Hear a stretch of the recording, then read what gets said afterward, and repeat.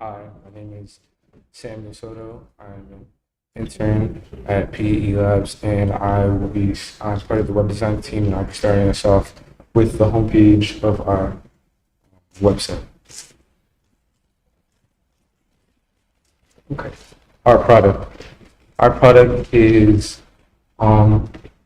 it offers a new way to help with homework. It's supposed to help you stay from distraction, feel motivated, and and just um, also keep with time management. It's it's supposed to be a new way to make sure that the struggles of everyday life don't distract you from academic success. And it will help you minimize distraction, stay on track, give you motivational prompts, and has an AI powered assistant.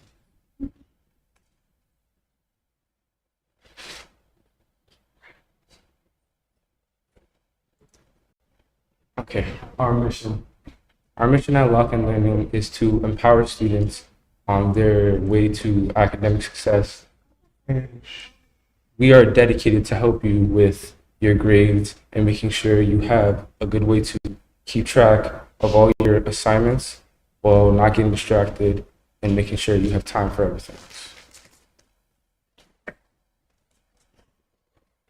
This is our team.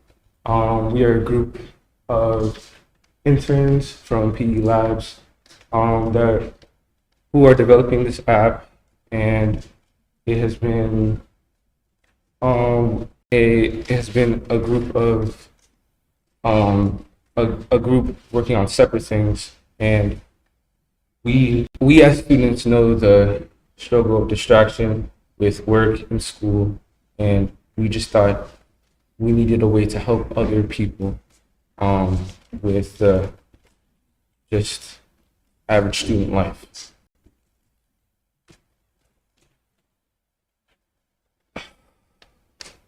Lock and Learning is um, Lock and Learning is a way to help with keeping on deadlines, making sure your homework is done, and just getting rid of all those outside distractions that have made it hard to keep focus on all your tasks that do with school, because school can be overwhelming, and we know that. So we're trying to make something to help students of all ages, not just our age, just people who need help staying focused.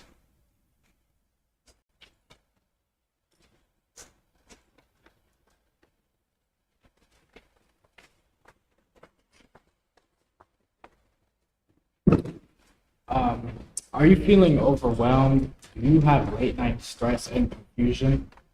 Introducing Lock and Learning, the ultimate learning companion designed to make education easier and more engaging with Lock and Learning.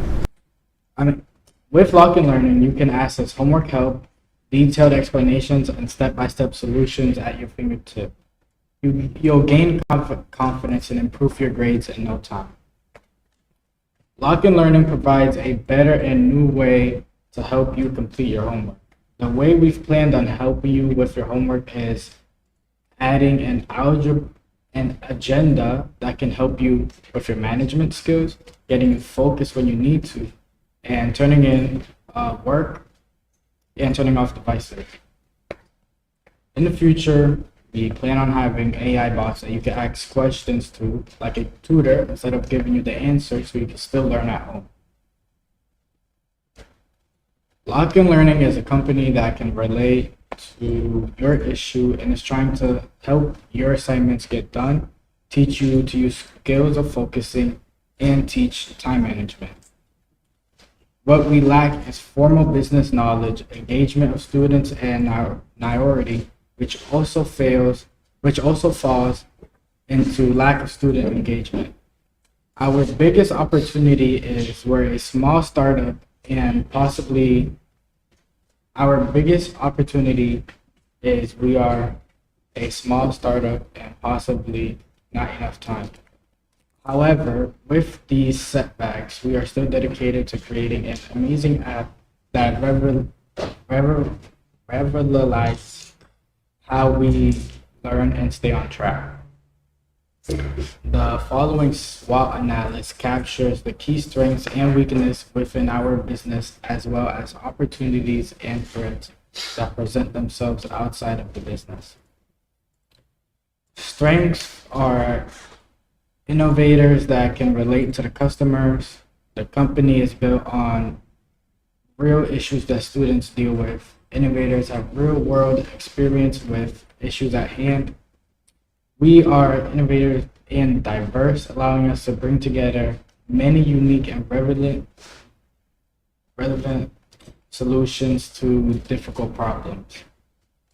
Weaknesses are that this internship will end and the lack of formal business knowledge and inexperience.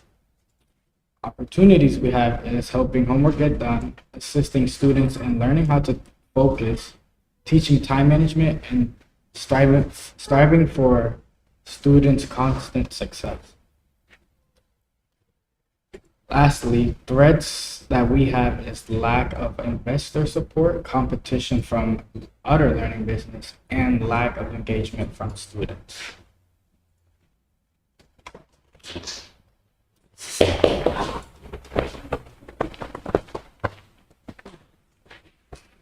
This is our AI. I'm Katarina. I should introduce myself first. And this is our AI, our graphic design section. If you want. We started out with getting some concept art for our mascot, Milo. We experimented with different versions and different color palettes of our crow. As you can see here, and took our favorite elements and put them into one design. And this ended up becoming our final mascot, Milo, and their companions, which I can't remember the name for a second, Remy, Echo, and Jasper. Then we had to also choose the fonts. For paragraphs, we chose Bleak Spartan, and we also chose Fredoka for the heading. And we looked through 300 of Google Doc holding 300 different fonts just to choose which ones we fit our business, that felt like fitting our business the best. Then we also created the logo and app design and repurposed some assets and resized them for different sizes that are on Android. We created posters and UI designs and created a lot of the posters and visuals you saw with us today. I believe that's it.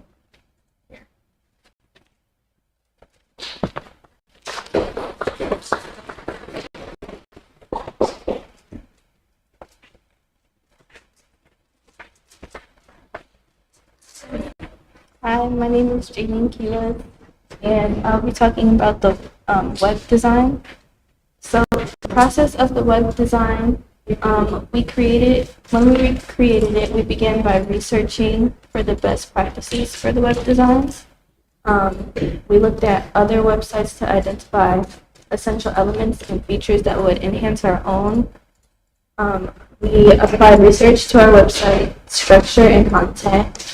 Drawing from our business plan, we carefully selected the wording and layout that would effectively convey information about our company, product, and how it works. And lastly, we focused on the website's overall quality, aesthetics, and user experience. Teamwork and collaboration. A key factor in our website's success was the strong teamwork and collaboration among our team members. The graphic design team played a vital role in designing the website's layout and creating visually appealing elements. They also contributed to the prototype team efforts in developing the app. Some other members of our team assisted in creating the AI music for the app. Additionally, the marketing team contributed to writing various pages on the website. Challenges when we were making this website and how we overcame them. One of the initial challenges we faced was learning how to use WordPress and navigate the intricacies of the web design. As we were new to this field, we encountered difficulties in creating certain elements and formatting the website for a smooth user experience. However, through perseverance and learning from our mistakes, we were able to overcome these obstacles and develop a successful website.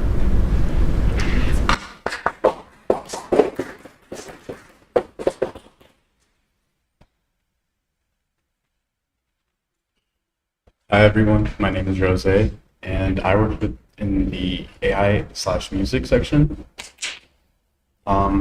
We used AI to make our music, and we had a really fun process with it. We used an app called Udio, and now I'm going to give you a step-by-step on how we made our music. Step 1, choosing the genre that we want for our app. This is a really important part for the app because we needed to know what kind of mood and tone we wanted for, our app. We then had to select the right tracks that we wanted. Choosing the right tracks, we then were able to edit the songs that we chose.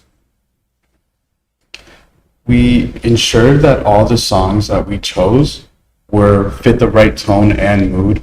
We then enhanced them by adding more prompts to it. And step 4 was downloading all of the tracks. We used an app called Audacity, where we were able to pile it all together and create a fade into each songs. After that, we were able to enjoy. I don't know how to use the word on here. Yeah, sorry, the audio here isn't good, right? Okay. We have to. Yeah, we can just play it for everyone after the presentation. It's good, I had to listen to it a lot. Alright, sorry. Good go. Hi, I'm Logan. I'm Nikki. I'm Brayden. And we're the PELabs team. This app was developed using several interconnected systems, such as .NET MAUI, our own API, and several of Google's systems, such as Google Classroom and Google Gemini.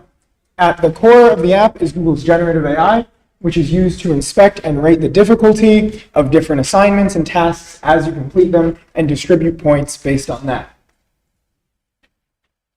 So after the reviewing basically all the different kinds of things, we eventually landed on .NET MAUI because it would give us full control of everything we needed to.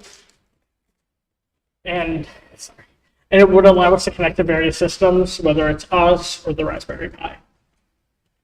We used the Git Manager source tree to collaborate on the making of a prototype where we could work on several different branches at the same time and then merge them together to have the final product. Most of the API and Google connections were done by Nikki. The lock-in mode, Raspberry Pi connections, and that whole segment of the app was done by Logan, and the user interface was primarily done by myself. So when developing the locked-in mode, which is essentially what would allow us to turn off devices, we decided to use a Raspberry Pi, mainly because it's a single-board computer that's excellent for for running automated processes. And when we tested this, we had hooked it up to a lamp. So as you can see over here, we have the Raspberry Pi currently hooked up to a monitor, and we had to use the wires, connect the wires via in and out, so we can control. So basically, when something goes in, it would turn on, or when it turns off, it would turn off. We could access the Google Classroom and Google Gemini APIs through Google Cloud, and we then linked it to our own API, where it let us extract what data we needed to grab, and then compile that as a JSON, and then have it read by C#. So with .NET MAUI, we made the visual elements of the code in a format that's very similar to HTML. Most of the UI was originally designed by Katarina in the graphics design team, and then manually translated over to .NET MAUI. Then this part was connected to the C# code, which also had scripts connecting with the API, which connected to Google Cloud. It's a whole spider web. And this connection between JSON object to C# to the UI is how the prototype is able to do what it does. So one of the things that I really liked about this app is it taught us how to not really just work as a team. Work as a team in a sense of like actual team building. But I think one of the biggest things that it actually taught me was actually like making the project with other people, because since we were all virtual, we were all editing code and couldn't really see exactly what each other were doing. So it helped me learn a lot about using programs like SourceTree, that's the name of the program, to allow us to all work on the app at once and then eventually compile it into what we have created. I hadn't had like a ton of experience with coding, so it was just a great opportunity to learn development processes and programming. So For me, I spent most of high school struggling with, time management and getting everything in.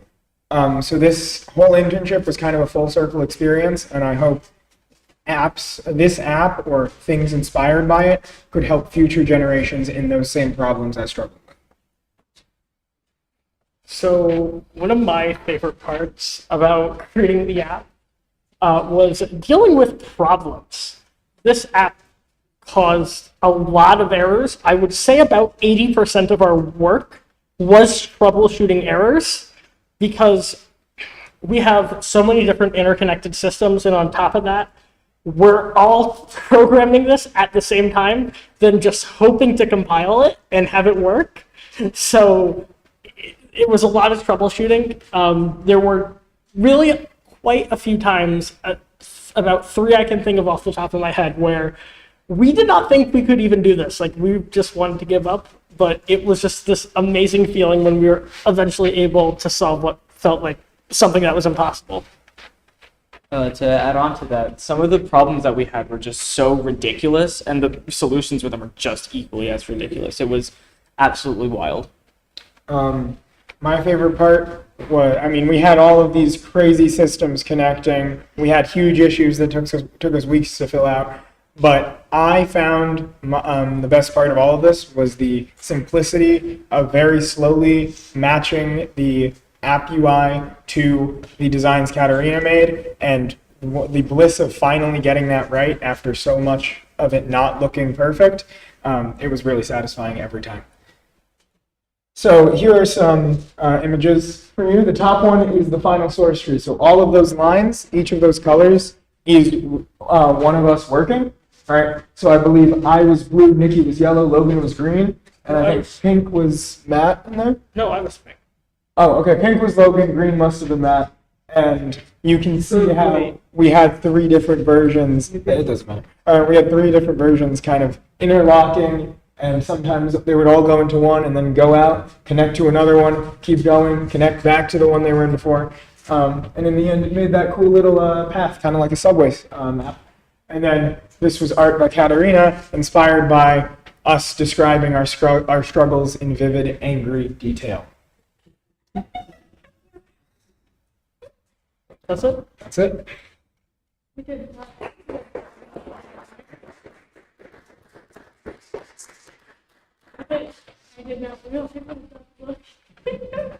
Hi, so I'm Matthew Shelto. I helped guide the interns through their process in making this, and I was very impressed with all the hard work and effort that went into it. I'd just like to thank everyone for being here and for all the effort you put into 100 hours of this program. I'd also like to thank Sons of Thunder for sponsoring the funds to make this all possible, and Kate Darcy Hollenthal from Ready CT for the amazing facilities that we're able to use here and helping us find the interns. And at the end, I'd like to invite people. We have 3 or 4 tables around each department for what we did. It's going to be at a table, and they can talk to you a little bit more about any questions you had, things they did, any specifics, and that sort of thing. So we'll have a bit of a networking time after this presentation. So thank you for attending, and stick around to find out more.